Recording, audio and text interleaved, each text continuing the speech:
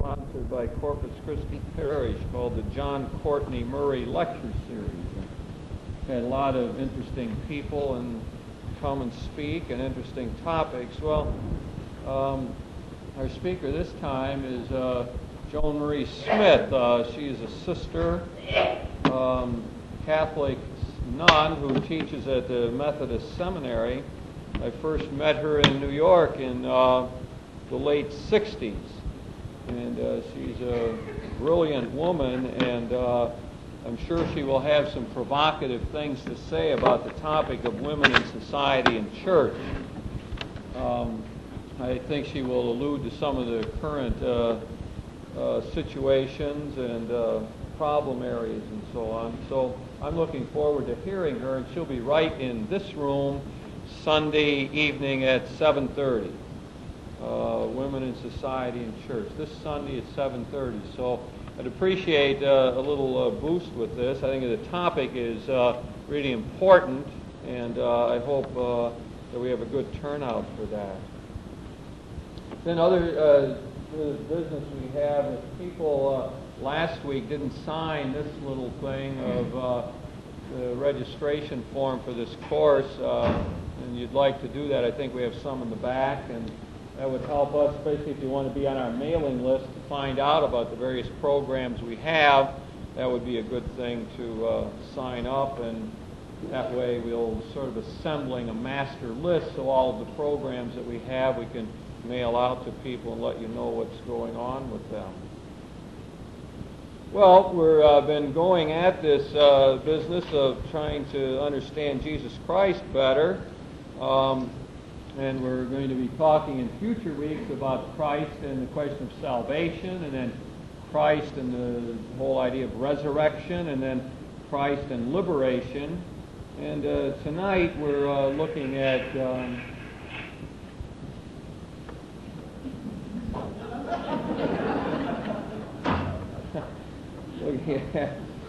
Christ and what are we looking at? The Gospel of Matthew, that's right, and the so-called exalted titles. So the whole purpose of this course, 6 weeks, is to get a deeper understanding of who Jesus Christ is. We titled it, "Who Do You Say That I Am?" Very personalized question, thrown back on me and on you. Who do you say that I am? Who is Christ for us? So, and another distinctive feature, I suppose, of this whole thing is we've been trying to use stories in order to bring this out, and trying to tell the stories from different perspectives maybe than we usually hear them, so that we can hear them in a fresh way. And despite certain difficulties with that approach and maybe parts that didn't seem to work all that well, I am forging ahead anyway. And going to continue this methodology that I've started. So continue going back to the whole story thing and so on. Try to adopt that approach again.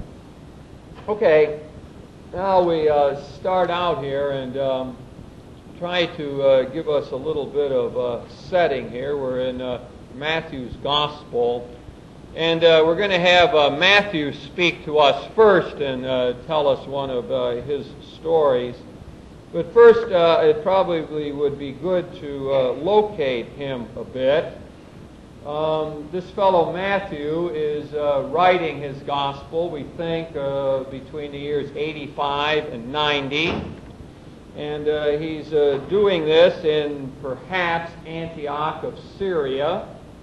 And Antioch of Syria is a pretty prosperous community, a Greek-speaking world there, rather urban kind of setting. And in Matthew's community, he has a mixture of Jewish people who have been converted to Christianity, and a growing number of Gentile people who have been converted to Christianity. So he has a very mixed community here that he is trying to deal with. Now, perhaps that is enough for us to meet this fellow here and allow him to tell the story here as he wants to tell it.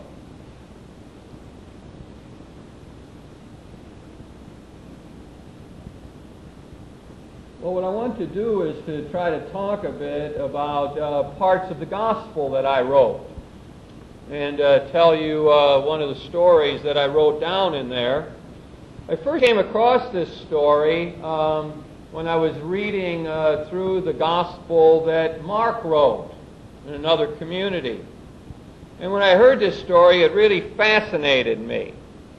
As a matter of fact, the story was similar to one that's been told here in Antioch of Syria for a number of years.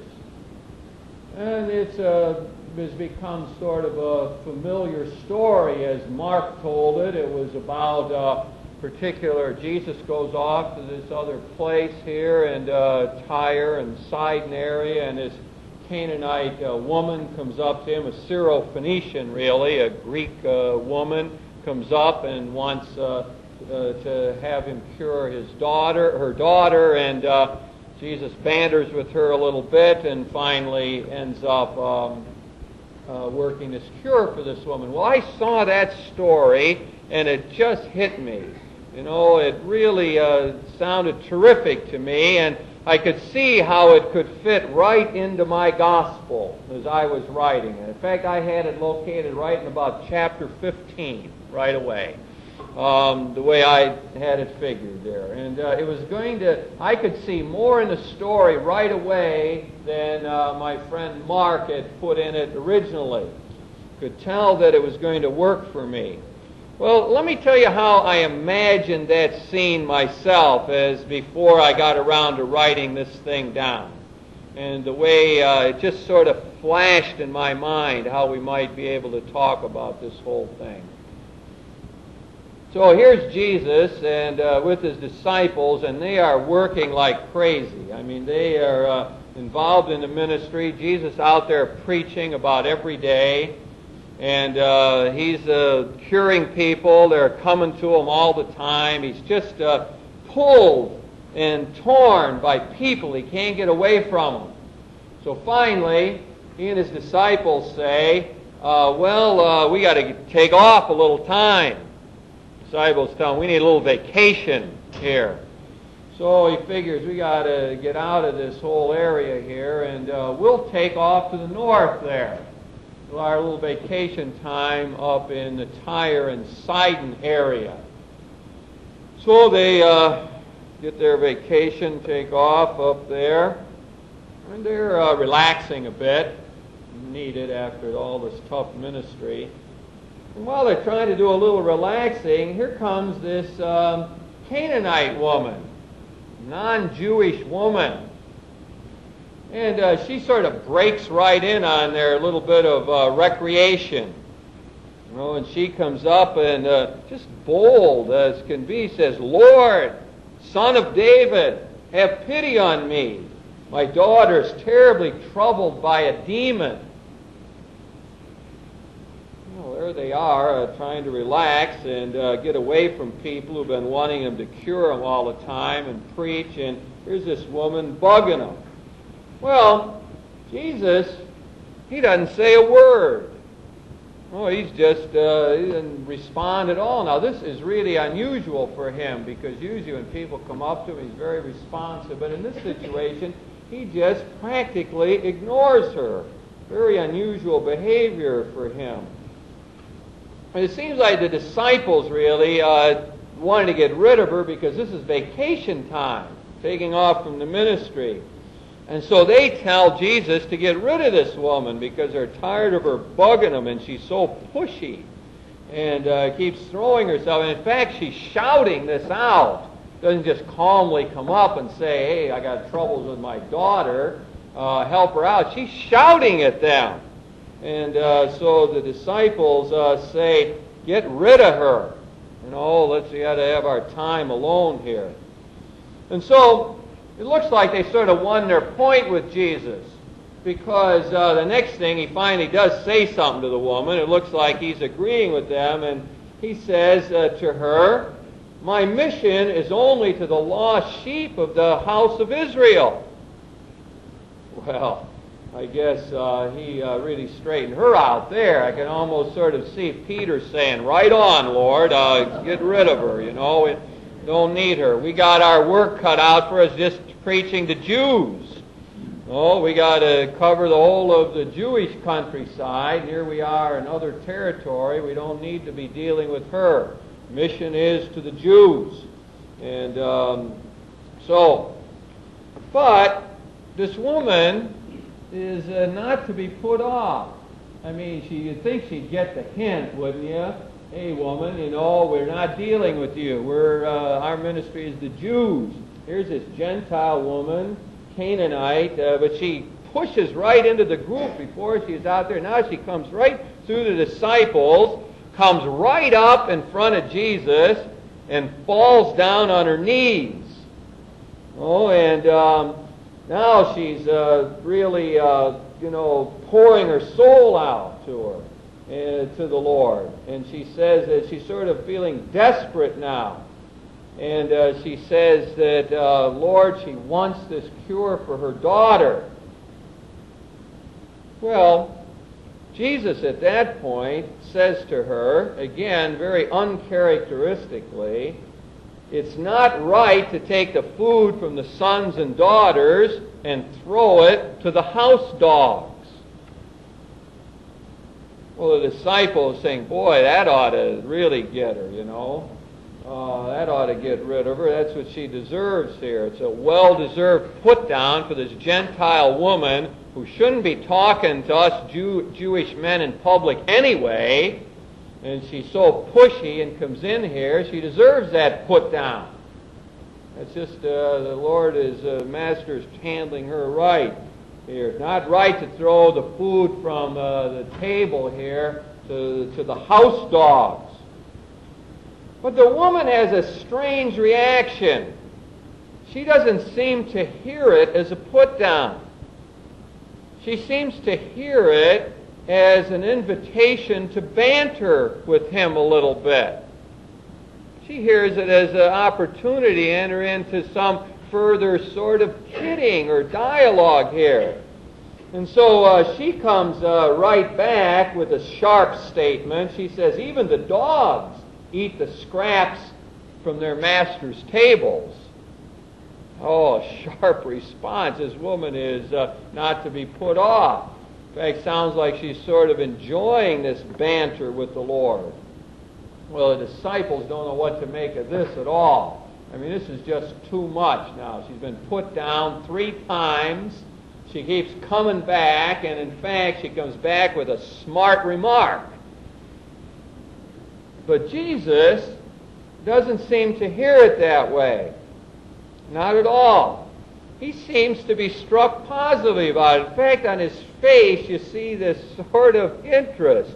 This woman's pretty sharp here. Oh, this is amazing. This woman is perseverance and wit. This is a clever woman I'm dealing with her, not to be put off easily. Jesus thinks to himself, this woman knows more than my disciples know. This woman's cleverer than these guys I've been instructing all along. And just like that, he looks at her straight in the eye, and he says, woman, you've got great faith. Your wish will come to pass. And then right at that very moment, because of this faith of this woman and her great love and care for her daughter got better just like that. And I sort of imagine the disciples, what they thought of this. They were so sure they were on the right track, so sure we're supposed to be on vacation. The Lord's with us putting this woman down. Something strange has happened here. Something that we really don't understand seems to be beyond us. And I can sort of imagine the Lord just looking at them and sort of shaking his head and thinking, when are these guys going to get the message?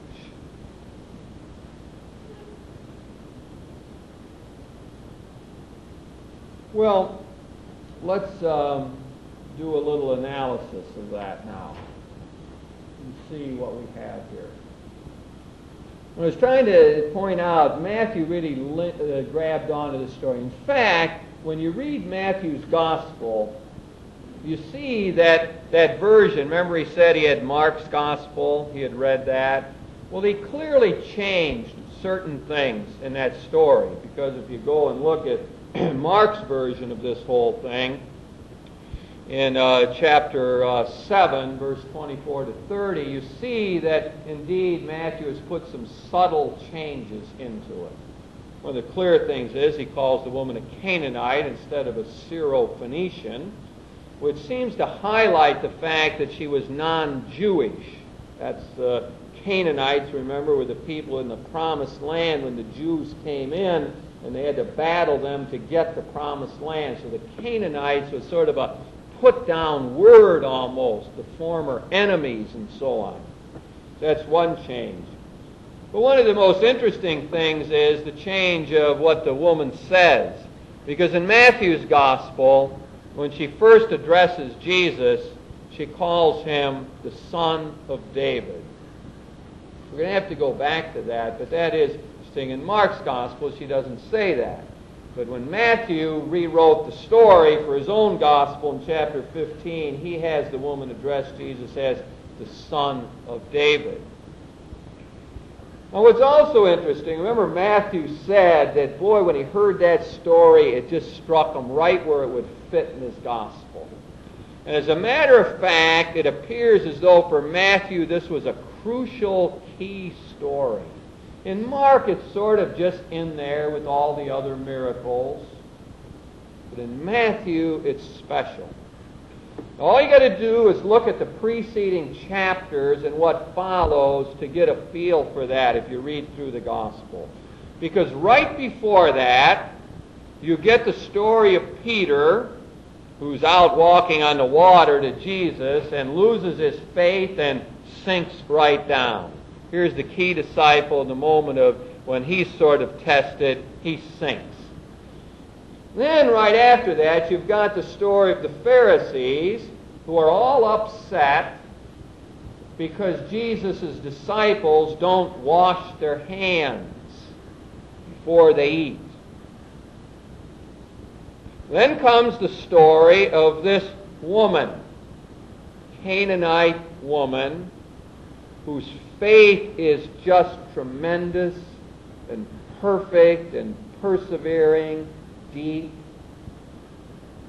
Then right after that, we get back to the story of the disciples.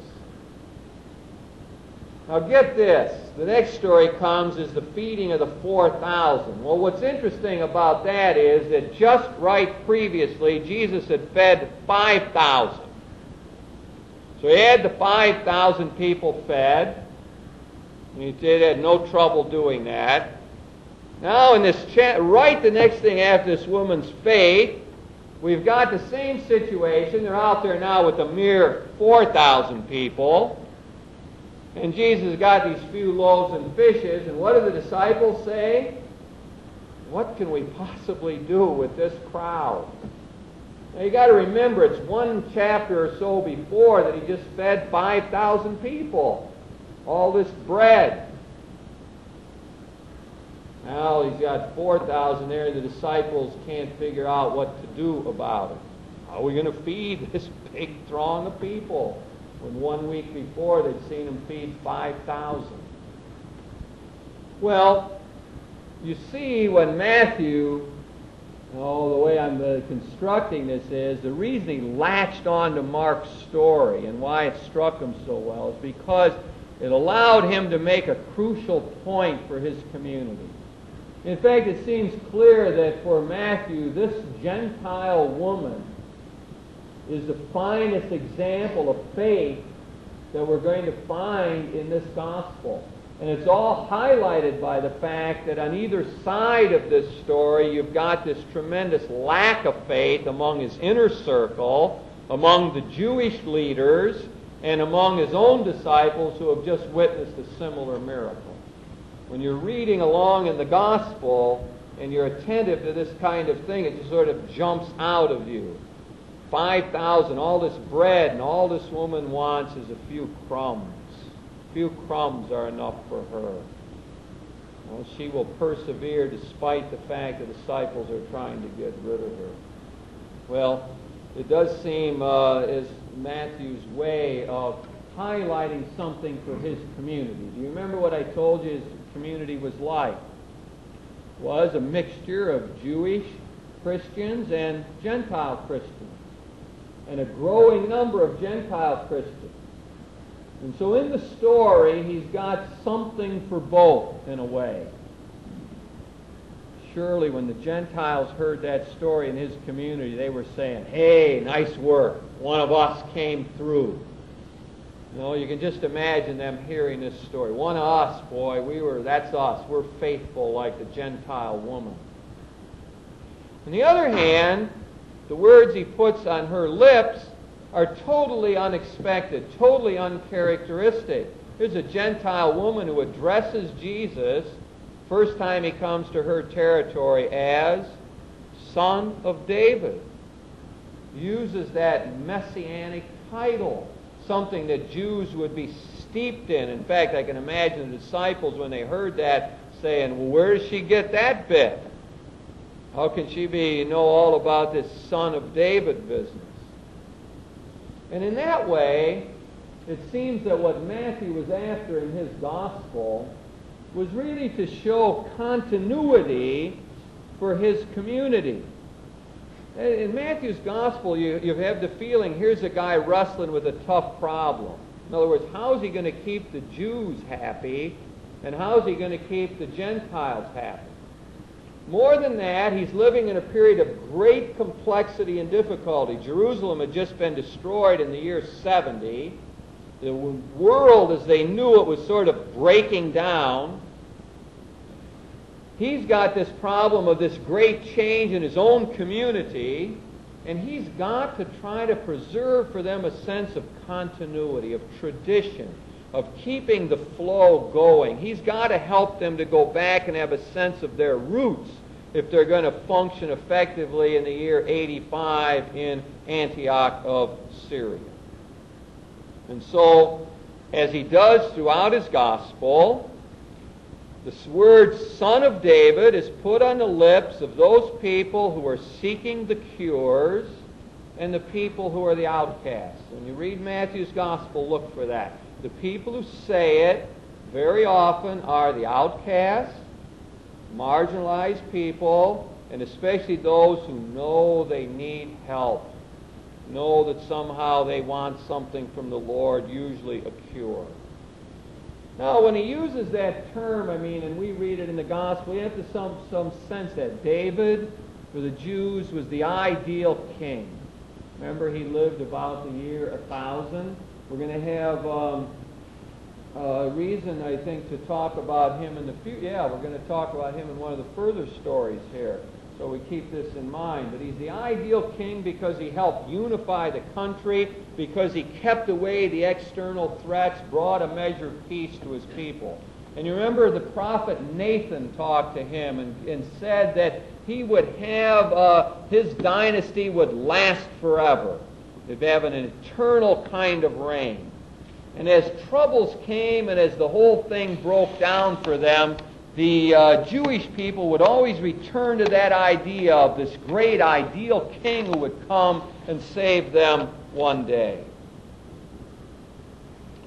Okay, now when Matthew, therefore, is using this title of Jesus, what he's trying to show us in so many ways in his gospel is this sense of continuity. Jesus is linked up with Israel of old. Jesus is the new Israel. That's why Matthew, remember, has Jesus, after his birth, go down into Egypt. And then he's there to get away from the king. And then at some point, God calls him back out of Egypt, back to the promised land. It's just as God has done to Israel before. So Jesus is clearly portrayed as the new Israel. When Jesus goes up on the mount to give this great sermon, the Sermon on the Mount, we get the picture of him being the new Moses, the one who would do as Moses of old, give the people the new law and tell them how they're supposed to live the life of God. And here we see him linking Jesus clearly to be the Son of David. That's one of the reasons that Matthew had Jesus born in Bethlehem. Bethlehem was David's city. That's where the tribe of Judah was. That's where the Messiah was supposed to come from. Very important to Jesus. The Nazarene from up north in Galilee would be seen to have been born in Bethlehem, in David's city. So, what Matthew is telling us is indeed that Jesus is the Messiah, and the one that they have been waiting for. And this becomes, of course, then one of Jesus' great titles. Son of David tells us that he's the anointed one, the Christ. The Christ is not like Christ isn't his last name. It's a title. Jesus is his name. The Christ means the anointed one. The Messiah was to be the anointed one. In other words, he's the one that embodied the hopes of the people. He's the one they've been waiting for, the one who would inaugurate the kingdom, the one that would fulfill their deepest longings and dreams. For Matthew, he wanted to tell the Jewish people in his community that this Jesus was the one they'd been waiting for. He wanted to have that as a way of teaching and preaching to the other Jewish people in his area, a way of talking to the Pharisees who were in Jamnia, a city where the Pharisees had congregated after the destruction of Jerusalem. All of those ways of linking Jesus up with this whole business here. So, first title that we want to talk about. Jesus as the Son of David. We find it on the lips of a woman who is an outsider, a non-Jew, and a woman of tremendous faith. Matthew sees the story as a way of highlighting that faith. Faith open to anybody and everybody. And of showing that Jesus is the one they've been waiting for. Well, we try to find our own relevance for that. In a way, I think the stories just speak to us. I'm sure some people hearing the story maybe say, yeah, I got to persevere in the faith. Or maybe some women say, right, it's good to see the women looking good in the gospel. Never dawned on me before how important she was. That would be a good kind of thing. Maybe some people hear the story from the viewpoint of the disciples. Maybe some people are sitting there saying, yeah, geez, I tend to push other people away sometimes, or try to think that I got an exclusive claim on things, so I push aside here. Maybe some people enjoy the banter and are reminded that there's to be an element of humor in matters religious. That, they often say, someone asked me, Jesus doesn't seem so neat because he never laughed. I can sort of see a smile on his face as he entered into the banter with the woman. I think his response to the woman, yeah, but even the dogs get the scraps, instead of getting defensive and saying, who's this brash woman? I can see Jesus smiling, laughing a little bit, enjoying the whole banter, a little bit of humor thrown in here. Maybe here, those people who find Jesus too serious all the time for their own likings might go back to this story as a lighter spirit, maybe, and a bit of humor thrown into the whole encounter. So we all have our own ways. And I suppose most of all to talk about Jesus, Son of David, even though that isn't our context anymore. We're not Jews. We're not steeped in that waiting and longing for the ideal king, but it does speak to us of a Jesus who does fulfill our longings, of the one who will one day satisfy our deepest dreams and so on. So, but I imagine everyone hears the story in their own way. It'd be interesting to poll people afterwards or something, and say, after you meditate on the story, you go home and think about it, what part of it would come back to you as you reconstruct that scene. That would be the part of the gospel that would speak to us and help us answer the question, who do you say that I am? Well, I'd like to, at this point, invite you to turn to the person next to you and maybe get a jump on that whole process and see if any part of that story, which that I've been talking about here, struck you, and what part of it you might carry with you. Let's do that for a few minutes. Well, contemporaries, but I would say eyewitnesses of the events, well, as you can see, the way I told the story and set the stage, Matthew was not an eyewitness to the events of Jesus' public life. That would be sort of unlikely with the dating of the gospel as late as 85. You figure Jesus died in the year 30. And although I noticed the scholars recently at some obscure university in England are claiming that Jesus died in the year 33. But I think that more usual dating is thought is that it would have been the year 30. But anyway, you got a long period of time between then and 85 or 90. So the general thought is that the Gospels are written not by eyewitnesses, but by people living in Christian communities long after Jesus' own death and so on. And as you notice, the way I was explaining it was that Matthew is seen as sort of a user of Mark's Gospel. The common theory is that Mark wrote his Gospel first around the year 70, and that when Matthew wrote and when Luke wrote, they had the Gospel of Mark in front of them and used that as the basis. And if you get one of those Gospel harmonies or put the story side by side, you will see. So it's very interesting. This story I told is in Mark and in Matthew. It's not in Luke. And it's word for word in many places the same. And then you get these subtle little changes, like the woman saying, "Son of David, Lord, Son of David, have mercy on me." Something that's not in Mark's Gospel. Well, when the scholars look at that, their opinion is that Matthew's using the story he's got in front of Mark, but he's got his own purposes. And his big purpose is to show continuity in his community. So he adds little touches like that. He has the woman say, "Son of David," to bring out this continuity and to help show who Jesus is for his own community.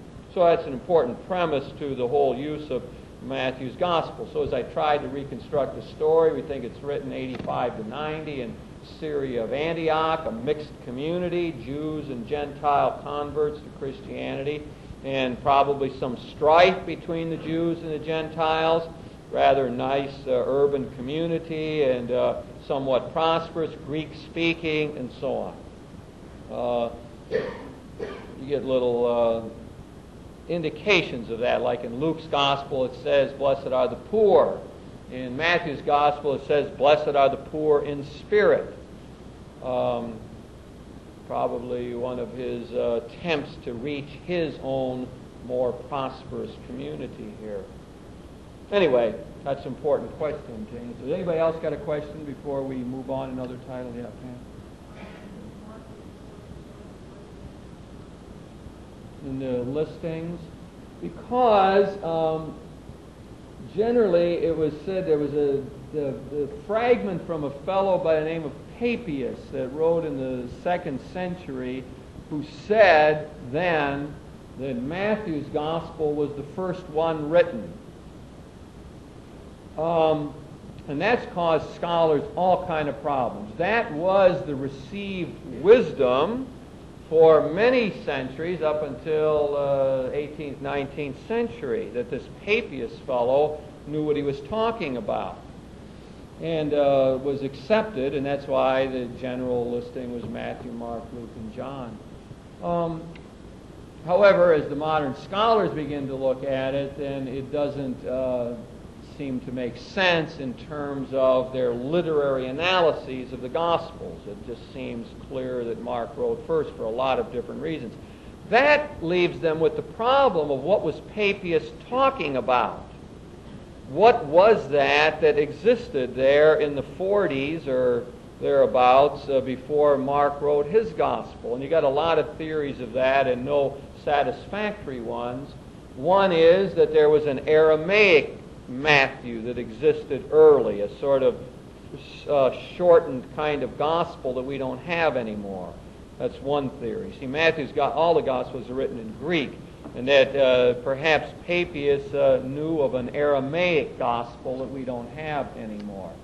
Also possible that it's connected with the famous Q document. That is the source that Matthew and Luke used in writing their gospel, the source that's got the Our Father in it and the Sermon on the Mount and so on.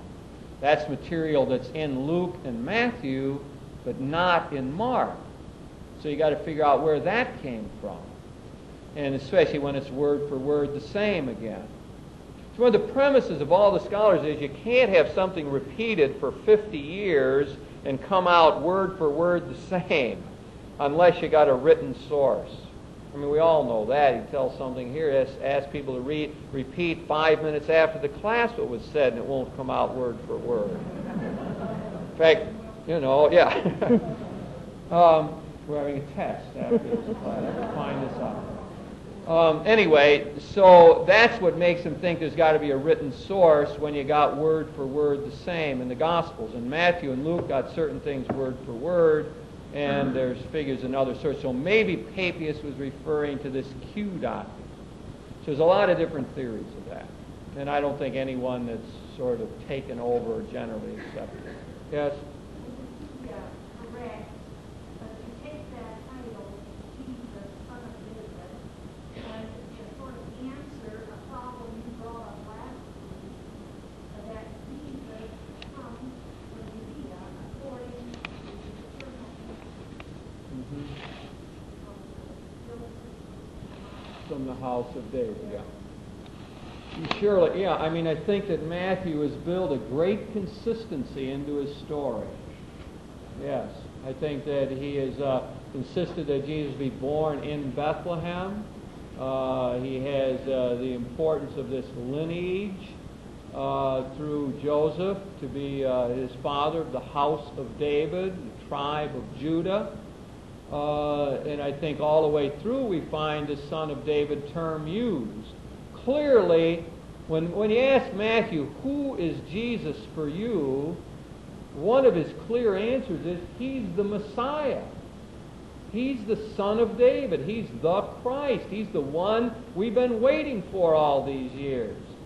That's constantly in Matthew's Gospel, he will, after telling a story, he will put in, well, that was to fulfill the prophecy that said.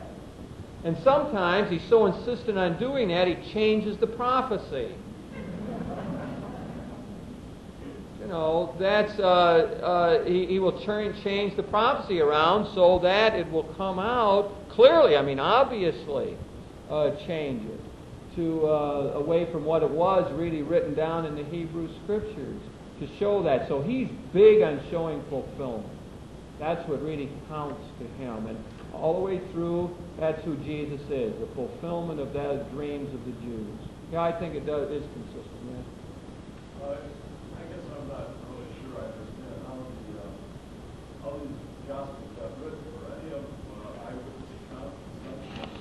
No, the four evangelists that we have, in all likelihood, none of them are eyewitnesses. The material comes from the community. The material is preserved in oral fashion over the years and preserved in little different forms in different places in the world, different in Syria of Antioch than it was in Rome, for example. But the same fundamental stories. So you have what we call you start out, the first stage is what Jesus said and did, his actual words, his actual miracles, his parables and healings and so on.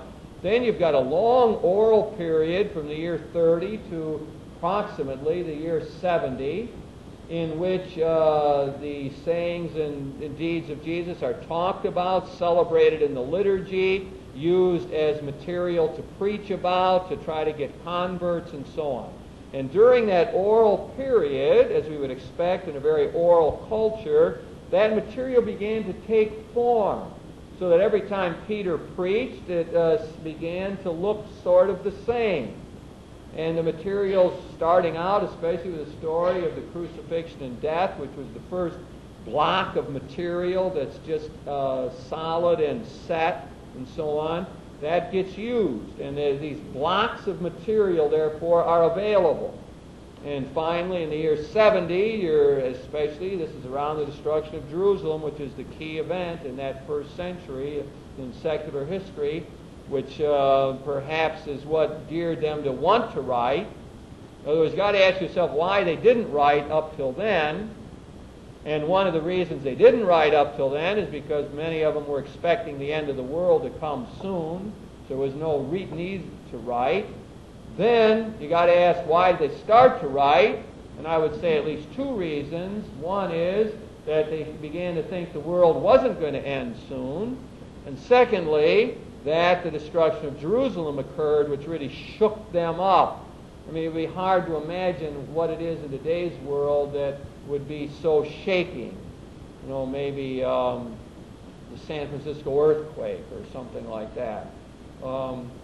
That would shake one's perception. So that's when they began to write the Gospels in the period 70 to 100. I know that I've read somewhere in the Gospel that at the end or beginning, I'm not sure where, but it does say, I testify this to be true because I saw it with my own eyes, or something like that. Where John's Gospel, end of John's Gospel is what you're referring to. He didn't really say. Well, you have a lot of literary forms in the Gospels. The greatest debate about whether you've got eyewitnesses or not would be with the Gospel of John. I would say that the dominant scholarly opinion today is that you have blocks of material that probably were transmitted orally that have some relationship to the Apostle John, but were kept alive in his community in what we call the Johannine school. You can't, as a principle of interpretation, you cannot take particular sentences in the Gospels and say, by our criteria, well, that proves that such and such happened. Mostly because they didn't write history as we write it, and that the Gospels are not biographies as we would write them. So if a biographer today of John Kennedy said, well, I was sitting there listening when he talked to Lyndon Johnson about the trip overseas, well, you expect that that's where he was sitting, doing.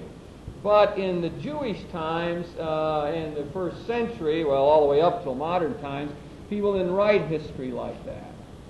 Weren't interested in it in that way. They used a lot of license. Well, you read through Matthew's Gospel, I mean, what are you going to take with this thing I just gave you about a feeding of 5,000 and a feeding of 4,000 in 2 chapters? Especially when Mark's got one feeding. Well, you could try to ask yourself, well, I mean, you got a couple choices. One is that once he fed 5,000, another time he fed 4,000. It's one possibility.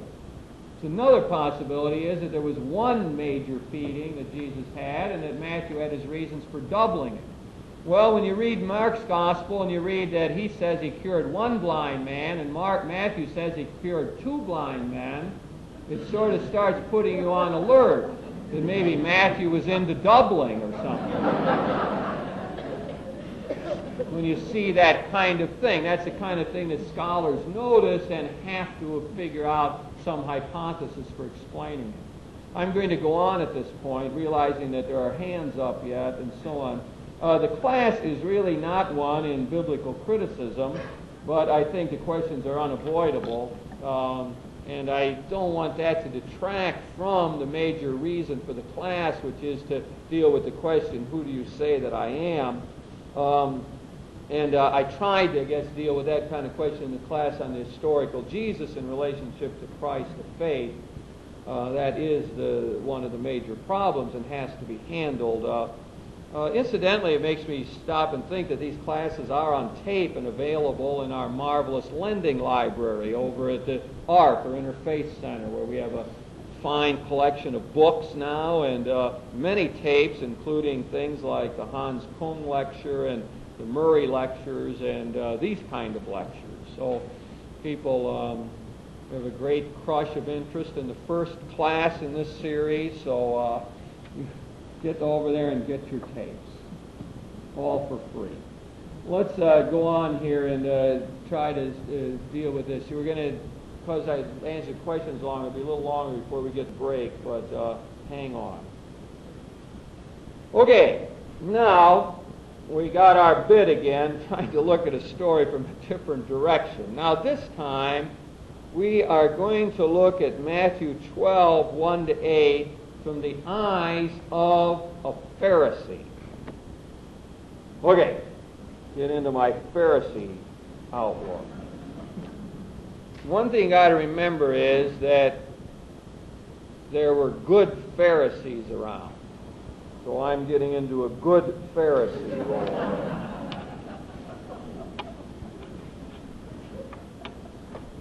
Okay.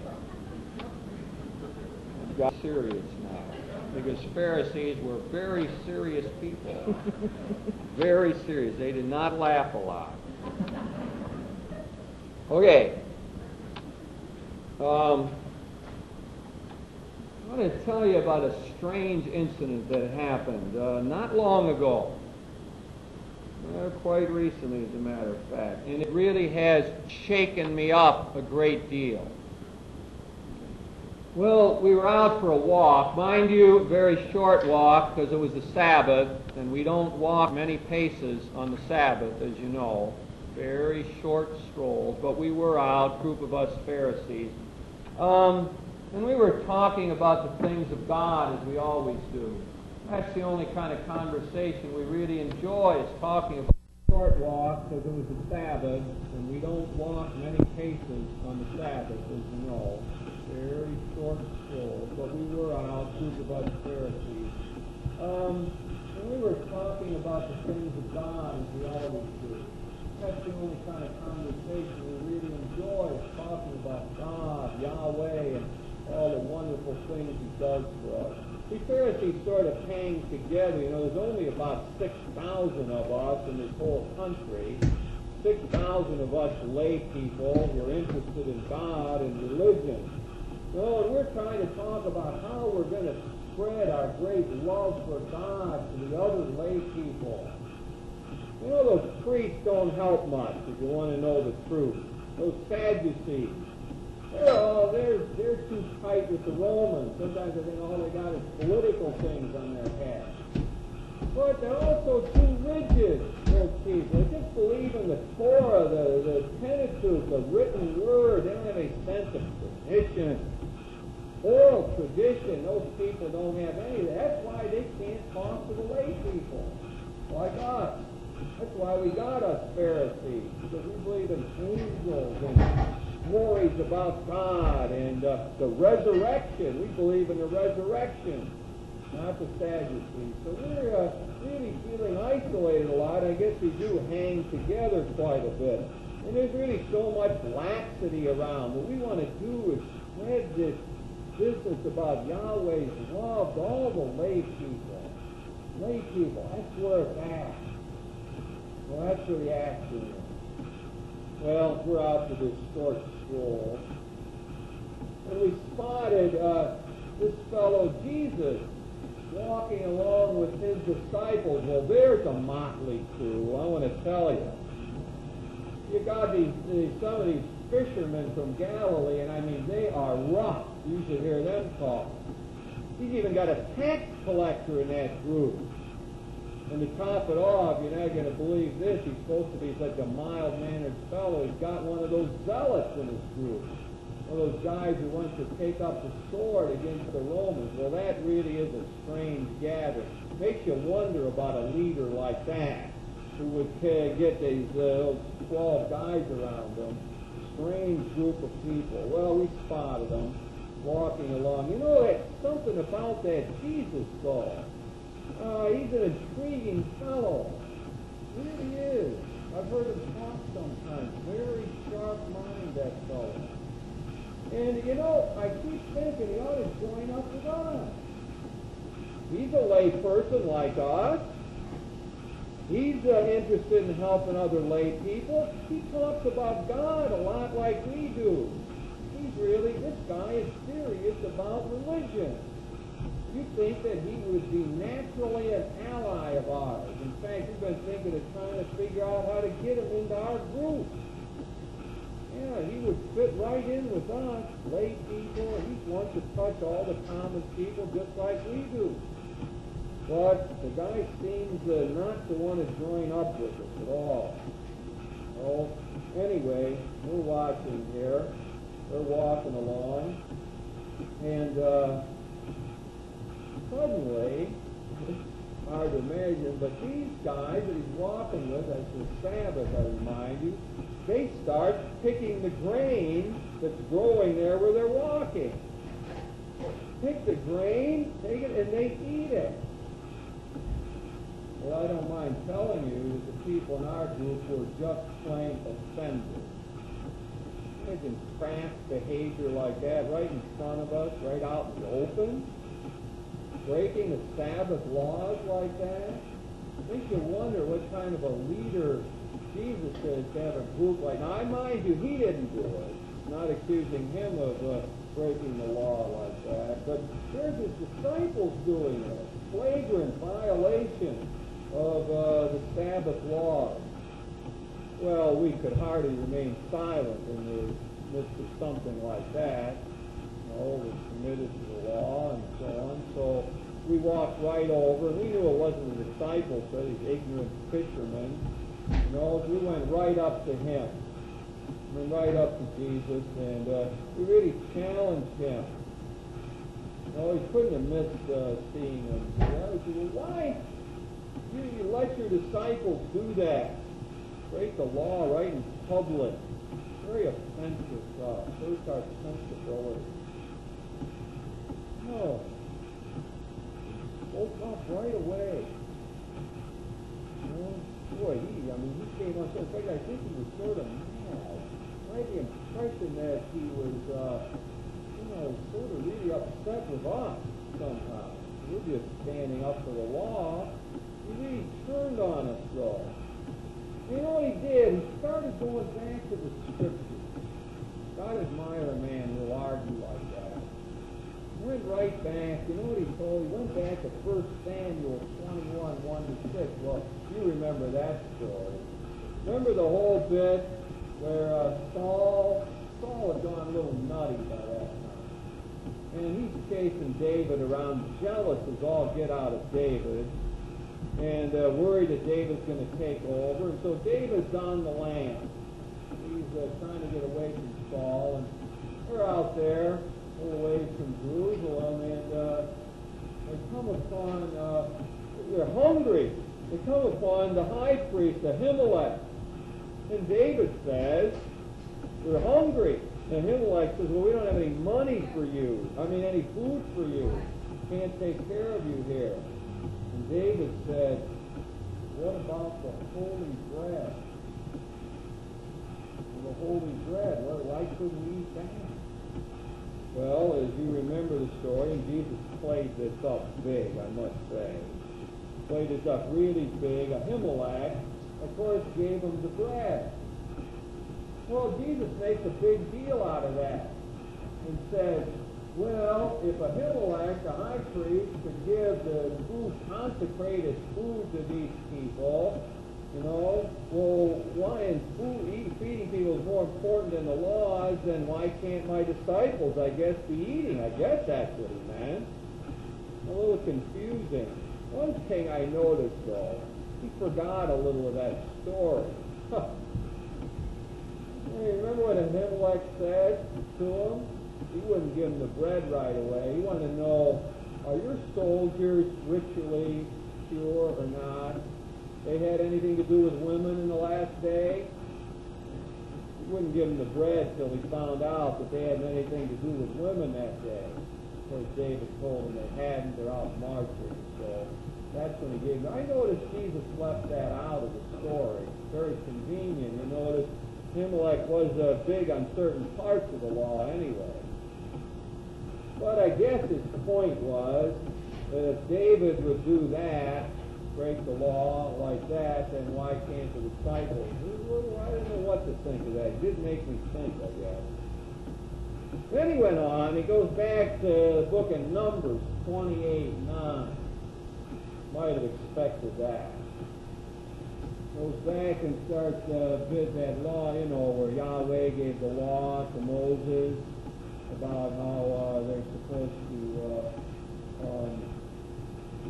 the high priest and what they can do on the Sabbath and so on. Well, of course, I don't see the force of the argument, to tell you the truth. Of course the priest can work on the Sabbath. They have to work on the Sabbath. Get the sacrifice ready. You have to have sacrifice on the Sabbath. So to tell you the truth, that argument didn't wash with me. But that's what he said. Don't the high priest, don't the priest work on the Sabbath? Well, I guess he means, why can't my disciples work on the Sabbath? I didn't think much of that argument. Then he throws in another quote. Then he goes back to Hosea 6:6. It's mercy I desire and not sacrifice. He had a good one there. Long quote. Mercy I desire, not sacrifice. I always did wonder about that book of Hosea. Strange book. Some women running around unfaithful and so on. A lot of strange stuff in that book. I don't find much about the law in there, to tell you the truth. It's not my favorite book. It's not my favorite book, but he's got a right to quote it. Well, here he's given us these three quotes to try to put us down, I guess. Try to defend his disciples here has done this. I got to admire him, and I love the way he argues. Love to argue the scriptures. That's the way a real teacher. This guy isn't a rabbi. You sometimes wonder where he got his learning, don't you? He's not a rabbi. Here he is, bringing up these scriptures. He knows his scriptures. And good argument. In fact, I sort of enjoy it.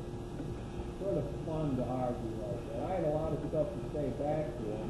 I just about got it ready in my head when he throws the blockbuster out.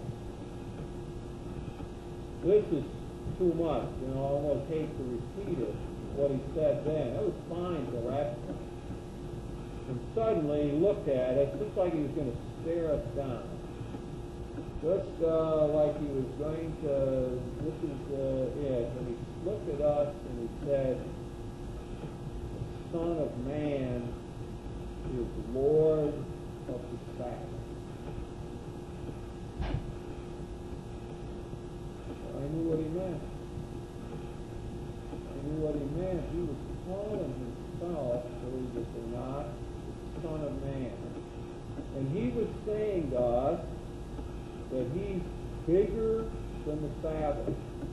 Well, you'd carry that further and you'd end up saying that he's saying he's bigger than the whole law, the whole Mosaic law, the whole Jewish law, all that tradition. He was saying that.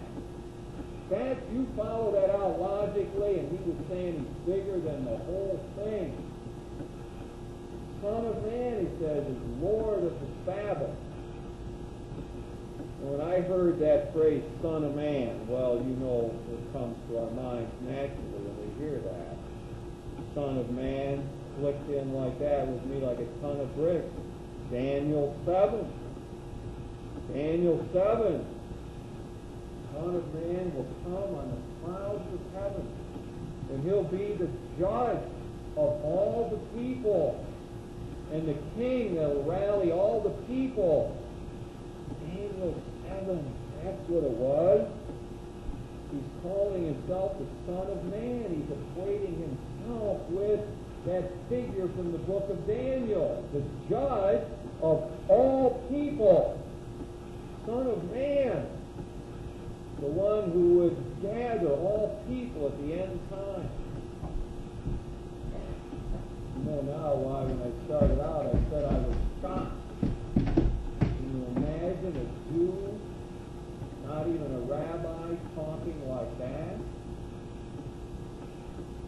I've had heavy things to deal with yet. This man is intriguing. He speaks with authority.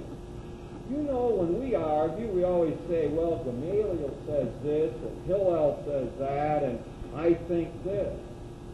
He's not like that. He just said straight out, in front of the whole group, the Son of Man is Lord of the Sabbath. Something about that man that intrigues me. I'm going to have to think more about it. In fact, I'm going to search him out. I'm going to hear him talk again. Find out what makes that man tick.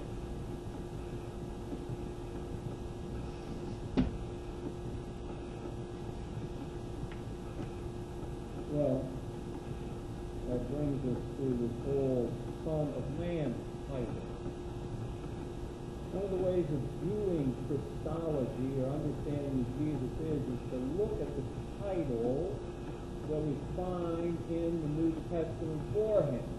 So far we've seen Son of David, and now we see Son of Man. You've got to remember that the people who were trying to tell us who Jesus was had limited tools.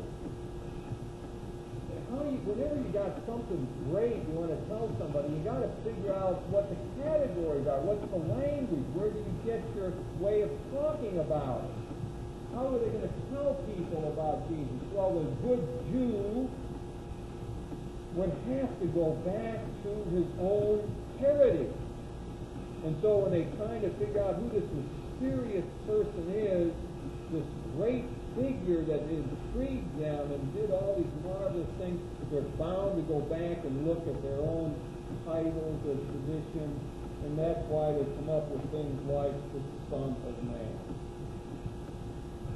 Son of Man is used in the Gospels about 70 times in the Synoptic and 12 times in John's Gospel, about 30 times in Matthew's Gospel. It is by far the most used title for Jesus, far and away. And the interesting thing about it is that it's almost always, I really don't know of any exception offhand, used on the lips of Jesus. It's the title he uses for himself in the Gospels. It's not other people saying that about him. It's him saying that for the most part. Son of Man does this or that. Son of Man will come to judge. Son of Man will have to suffer, etc. So, very common use. Now, where did that come from? Son of Man title was used in the book of Daniel, or one of the late books in the Hebrew Bible. It's also found in other books that we know as Esdras and Enoch, fourth Enoch, or Enoch and fourth Esdras, I should say. Books of the what we call the intertestamental period, in between the writing of the last of the Hebrew scriptures, or what we often call Old Testament, and then New thing. I mean, that's all it says. Book 7, chapter of Daniel. Son of Man, come in the clouds of heaven, judge and king. There's just a few verses in there. And yet that becomes one of the dominant things put on the lips of Jesus. One of the great things that scholars argue is whether he really said that or not. Son of Man. And I would say that, there's a good body of opinion that thinks, yes, that was the very phrase he used for himself, and perhaps for good reason. There's a number of times when you will notice, so when you read in the Bible you see Son of Man coming up, it will usually refer either to Jesus as being just like us. So say something like, the Son of Man has no place to lay his head. So it's a way of identifying himself with us. The other time to use it is for when he's like forgiving sin. So he says the paralytic that it's the Son of Man who will forgive his sin. So having this sort of supernatural power. Also, it is when he talks about his mission, that the Son of Man is going out to save people. And then, most of all, most common, remember when he finally in Matthew's Gospel, it all changes, everything's going well, and suddenly Jesus comes on with a striking statement about him having to suffer and die, scandalized Peter and the disciples. He says it this way, the Son of Man must go to Jerusalem and suffer and die. So he uses the phrase very often to refer to his own sufferings. And then finally, and the thing I guess that's most striking to us is near the end of the gospel where we have the discourse about the last things, the phrase is used over and over. At the end of the world, the Son of Man will come to do the judging. And so that becomes sort of the characteristic phrase that we get with the Son of Man. The end times, the one who will judge all the people and so on. And Jesus is obviously suggesting that that's him who's going to do this. So, again, titles used a lot. It tells us various things about Jesus. If you go back and try to link it with the story that I told, again, I think the story will touch us in various ways. There's a number of things that perhaps you would like to get out of the story. There's two things with stories. You can just say it and leave it go, and a lot of people prefer that. You can also try to say what it might have meant, and I'm doing a bit of that now. One of the things that's important to get out of that is the Pharisees were good people. The Gospels have biased us against the Pharisees because they constantly put them in a bad light, especially Matthew's Gospel. In Mark's Gospel, they don't look so bad.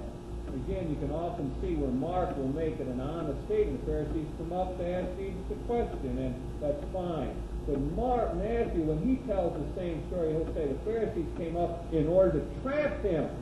They asked a question. So the Gospels, especially Matthew, have slandered us against the Pharisees. But the Pharisees had so much good about them.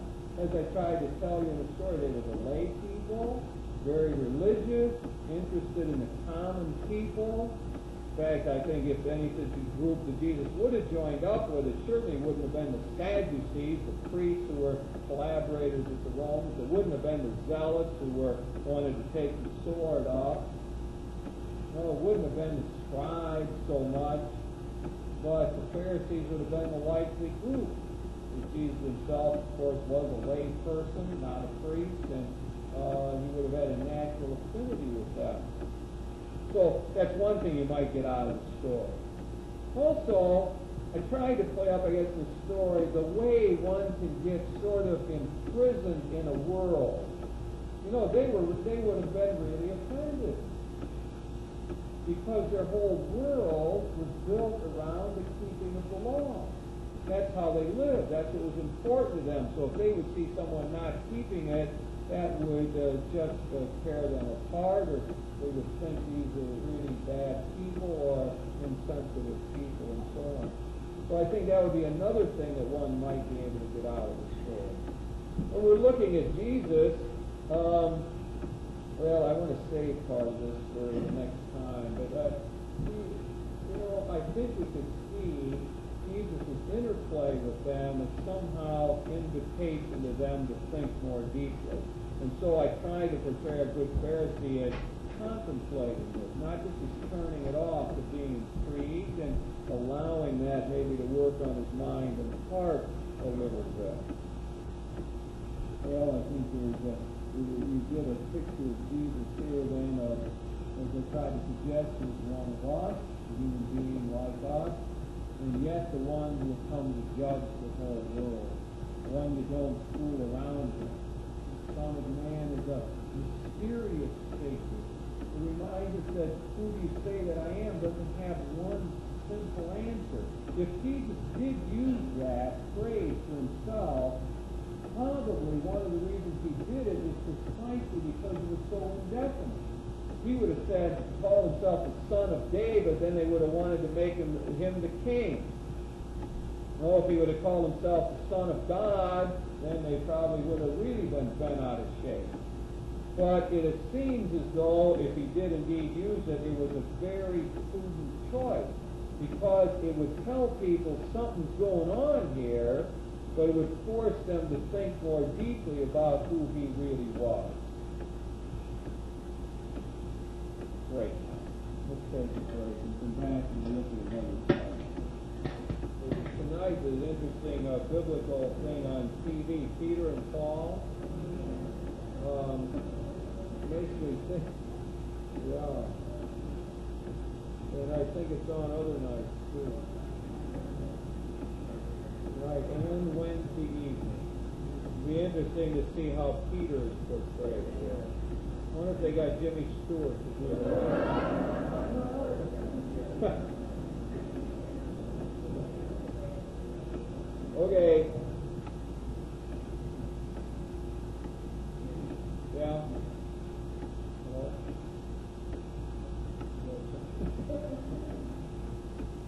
Oh, they're my former teachers out there. Saying shake off. Okay, last one. Here. This time, we'll try to do the passion account from the viewpoint of the centurion involved.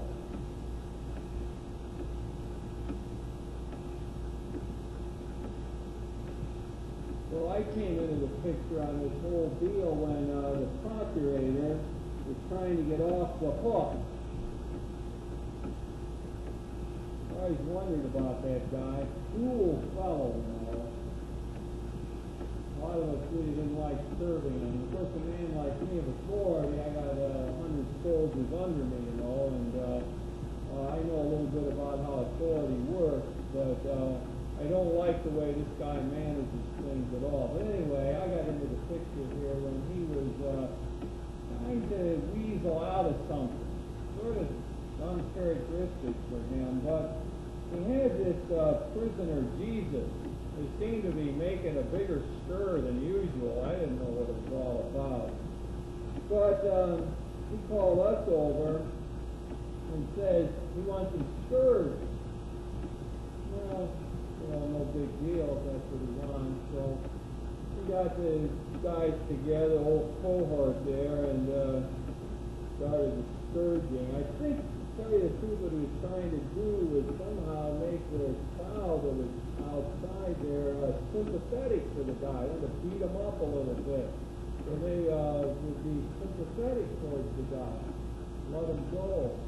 Well, the cohort got in there. You know, you can't expect these guys to stay in line all the time. And I try to run a tight ship, but these guys are off. Here we are in Judea, far away from Rome. It's tough duty out here. These guys need their own fun, you know. Well, they had their fun. They took the guy's clothes off and put the little military clothes and put it on him. And they put all these thorns together and made it sort of like a clown out of it and put it on his head. I guess the common word around the barracks was that this guy thought he was a king or something. So they tried to, I guess they were mocking him in this way. So they started yelling at him, and then even some of them got down on their knees and said, "All hail, King of the Jews." Well, they finally finished, in fact, I walked in about them and said, enough. And so they put his clothes back on him and so on, and going to take him back out and to the people, I guess, is what Pilate had in mind, and try to get their sympathy. But just then, I don't know all the details of what happened, but he must have changed his mind. The way we got the word later on was that some of the leaders of this group put the pressure on him, some of the temple priest people, and said that they're going to report him to Caesar if he didn't get rid of this guy. I guess they thought he was a revolutionary or something. Well, anyway, so we got the word to crucify him. That's what we do with these insurgents, It's really a good way to kill them because they're out there and people see them walking by and they figure, well, they're not going to be involved in insurrection. Good thing, good way to do it, keep these people in line out here. Well, so we went about the business, pretty routine, got this crossbar and put it on his shoulder to carry out. We like to have him do that, and sort of reminded the people again. Well, we're walking along, and I see this guy doesn't look like he's going to make it. He lost a lot of blood in that surgeon. So I grabbed this guy passing by to help him carry the cross. So we finally got out there to that place where we usually crucify him, the ball place out there. And we try to give him something for pain usually, you know. It's rough business, and he wouldn't take it. Strange. He wouldn't take it. So we crucified him and divided up his clothes as we usually do. Guys like that, they throw little guys, season and everything. When the men want his clothes. Then they told us we always put a sign up above these guys, and we got this sign that says, "This is Jesus, the King of the Jews." Oh, it's strange. I don't know why they had a sign like that, King of the Jews. But I don't know what to make of it. Well, we put it up anyway. We just sort of do what we're told, you know. So, had a busy day. Really had a couple other guys, insurrectionists. I knew they'd been involved in some things, and they indeed had to be made an example of. So we really had 3 of them up there on crosses. Well, it's funny, but there was this guy drew a larger crowd than usual, and the reactions were strange. It seems like people sort of hated him, or something. They didn't like him. They kept walking by, yelling at him. And one guy's walking by, I didn't get this at first at all. He says, "Well, come down off that cross if you who you say you are. You said you were the Son of God. Come down out of that cross." Well, that blew my mind. I thought he said he was a king. I thought, you know, he was crucified because he was trying to lead an insurrection. This guy said, well, he's the Son of God. And then some of the Jewish leaders came by. Well, I figured they were going to really be sympathetic to him, you know, a Jew and everything. Well, even his own kinspeople started yelling at him. And again, they came out of that same line. They said, well, save yourself. You said that you were God's son. Oh, this was a strange thought. Let God rescue him. After all, he claimed, I'm God's son. That's what these leaders were saying. The whole thing started bothering me. And then even the 2 guys that we crucified with them, they started taunting. Well, you think they had enough troubles at all, but they started yelling at him the same way. Well, we crucified him about noon by the time we got out there. And, it got really dark. It's an eerie kind of day. Just put a guy ahead, you know. Really dark. And then, finally, he's up there on this cross, and then I heard him yell something. I heard what he said. A lot of other people didn't understand, but I got it. He said, my God, why have you forsaken me?" Well, some of the Jewish people nearby, they didn't get it. And they yelled up, they said, "We're calling Elijah." And they said, "Let's wait to see if Elijah comes to rescue him." I don't know who this Elijah was, but I tell you, it put me on alert.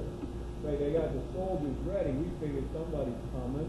Some guy, Elijah's going to come and get him off the cross. So we were on alert. Think of this darkness and all. It was weird. So we're watching for whoever this guy Elijah is going to get him off the cross. But no one showed up. Nobody tried anything. And then, died. Suffocated finally. So I might have to break his legs, but he didn't have to. He just died. And just then, when he died, it was like an earthquake. An earthquake started, and the boulders around all of a sudden they just split right in half. And then there were people in the tombs that just came out of the tombs, started walking around. Dead people walking around. Well, I was terrified. I mean, I never saw anything like it. It was eerie, like life was falling. I kept thinking about what those guys said, those other Jewish guys. And he said, "Son of God," he said. He said, "You're the Son of God, come down off that cross." And then just then it just came blurting out of me. I don't even know where it came from. Sort of like a flash. And I just said out loud, and the other soldiers heard me. In fact, a lot of people around heard me say it. And it said, "Clearly, this guy was the Son of God.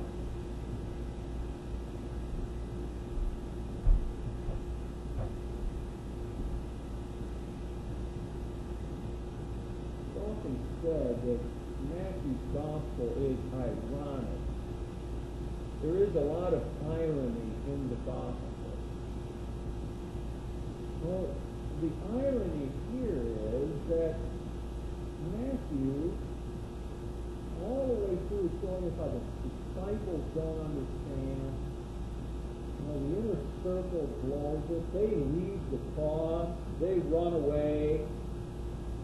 And nobody stands by Jesus. And the one guy who recognizes what's going on and knows the full story in a way is a Roman centurion, a soldier who had been involved presumably in the whole business of crucifying, killing, executing Jesus. It really is an ironic bit that Matthew gives us. Centurion's the one who recognizes the deepest truth and gives us the most exalted title that we have throughout Matthew's gospel. Most important title, the highest title. Now, once you start to see that, you go back in the gospel and you begin to realize that you've had that sort of thing happening before. So, we go back to the fact of his infancy. And the infancy story in Matthew tells us that Jesus isn't born in the ordinary way. He's not conceived through the act of intercourse. He's something special. It's almost indicated there that he's God's son.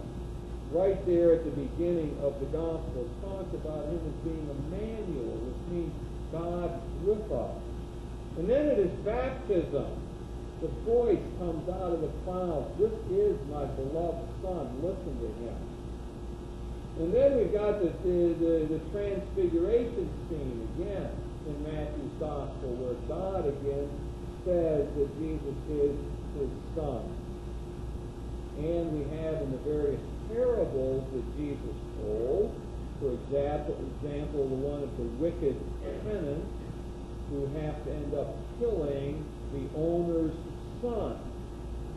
Clearly, the owner is identified with God, and Jesus is identified with the son who was killed. So once we hear this on the lips of the centurion, then we're in a position to see it throughout the gospel as the most exalted way of saying who Jesus is. Now just a few minutes of background on this, because the phrase was used in the Hebrew Scriptures. As a matter of fact, it was taught Israel as a whole was talked about as being a son of God, and even devout individual Israelites were talked about as being sons of God. So the phrase is not all that strange. But what is different is that in Matthew's gospel and other gospels, it's a title applied to Jesus to show his really absolute uniqueness.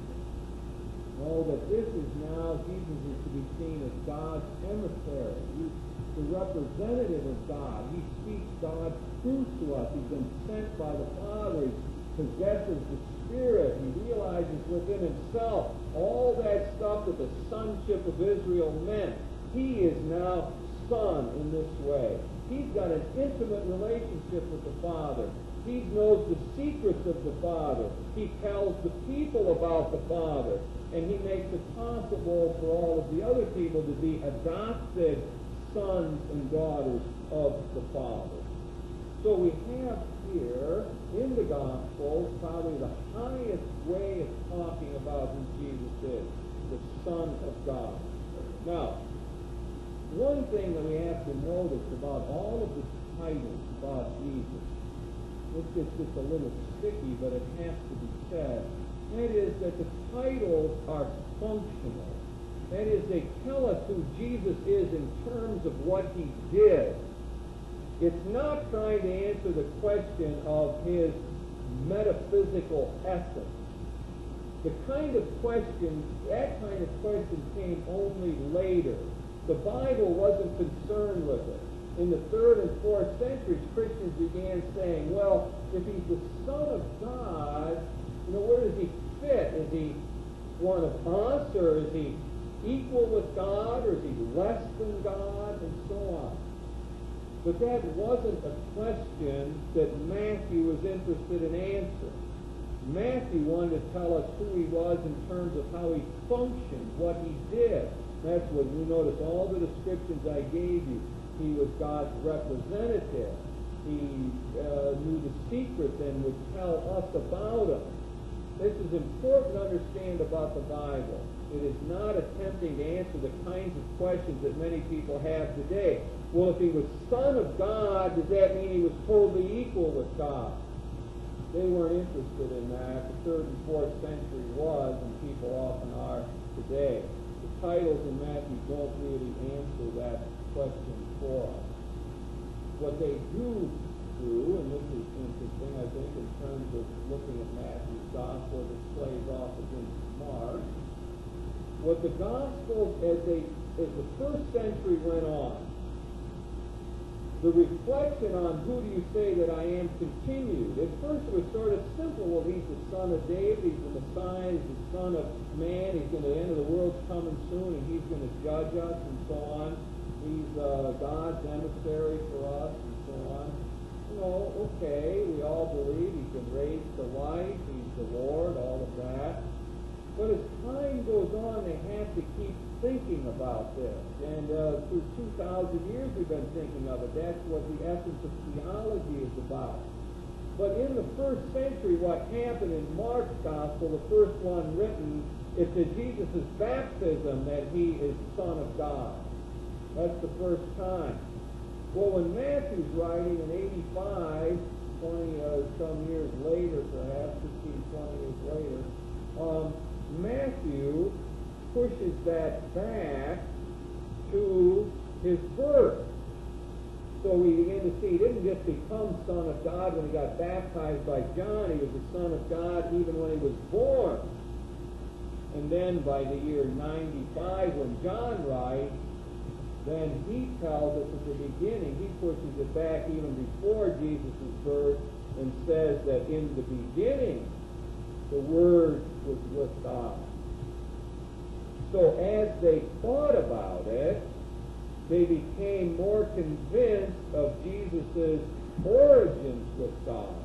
Something that in the just to highlight this, the earliest thing that we got in the Acts of the Apostles, that the first sermon that Peter gave, it sounds like he became the Son of God at his death and resurrection, because Peter gets up and says, this Jesus whom you've crucified has been raised to life and has been constituted as the Lord. He's been made in the Son of God. So the earliest thoughts were that he sort of almost was made the Son of God in his death and resurrection. And then as time, the century goes on, they begin to see the earlier and earlier that he was indeed the Son of God. So you get to John saying that the Word was with God, the Son was with God from the very beginning, right at the beginning of creation. Well, that's the most exalted title of all. Again, go back to the centurion story. Oh, what could we get out of that? I think one of the things that I was trying to give us is a sense of maybe the starkness of it, almost the ordinariness of it in terms of Roman history. Just one more criminal executed, one more revolutionary. They crucified a lot of them, no big deal. There's an ordinariness to the story of Jesus. There's also disappointment built into it, that his fellow Jews don't understand him to the very end, and his friends desert him, and the guys he's crucified with even turn against him in Matthew's gospel. Other gospel, you have the one thief being positive, but not in Matthew. So, anyway, we get out of that sort of starkness and maybe the disappointment of it. But then we also get out of it the way I wanted to portray it was the fact that this faith is like a gift, like it comes up from inside, and one hardly knows where the words would come from this is truly was the Son of God. That our faith in Jesus as the Lord, as the Messiah, Son of David, Son of Man, Son of God, is a gift received from the higher power. Save time for questions.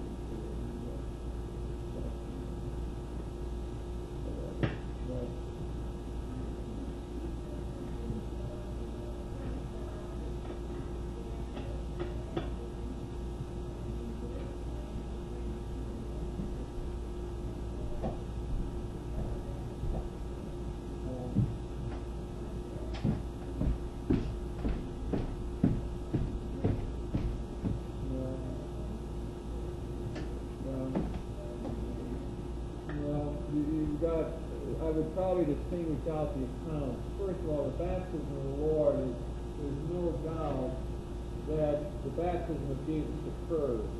He was baptized by John in the Jordan, and I take that to be historical fact.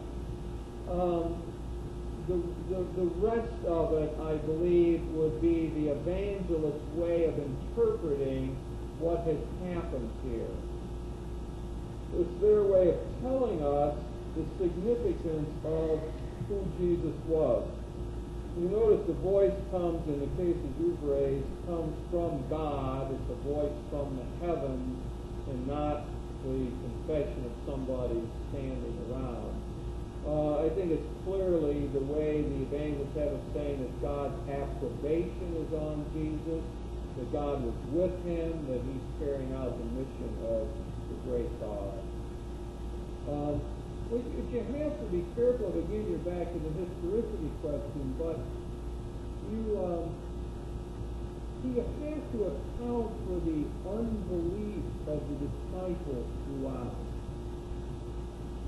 Their strange reaction, something we take it to be historical, that is, that they don't get it so often. I mean, if indeed you had things objectively happening, like a voice from the sky saying that, or the transfiguration type experience, that's clear cut and so on, it would be hard to understand their lack of comprehension or the fact that they were totally done in by his death and had no anticipation of the resurrection and so on.